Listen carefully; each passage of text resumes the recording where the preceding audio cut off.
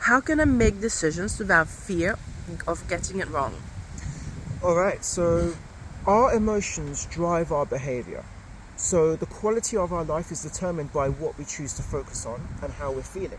So if we're feeling quite positive, we're likely to engage in actions that's going to make us feel good and improve our self-worth. But if we're feeling quite negative, we're probably less likely to want to do that. We have to work harder consciously to do something that we know is going to be good for us.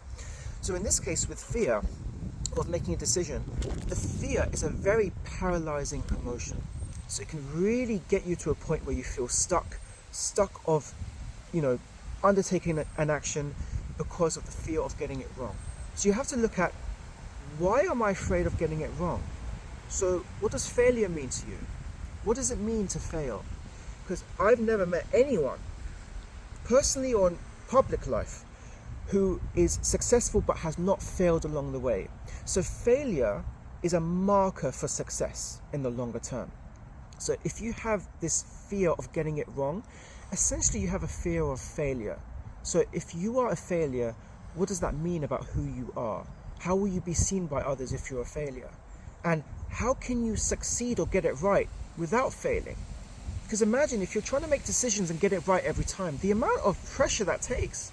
And where does that growth come from? The growth only comes from the pain and discomfort, and you build resilience through that pain and discomfort and failure to learn, how can I avoid that for next time? So you become an even stronger version of yourself through failure.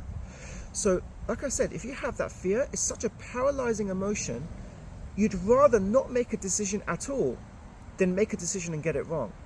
So then what does that mean for your life? What does that mean about you going forward? So in order to address the fear of getting it wrong, you need to address what fear means to you, the role it has in your life, and how you can counteract it.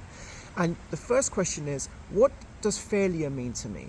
And from that point, you look at how it affects the actions you take in your life and how you can start to unpack and deal with the monster and demon that is fear of failure.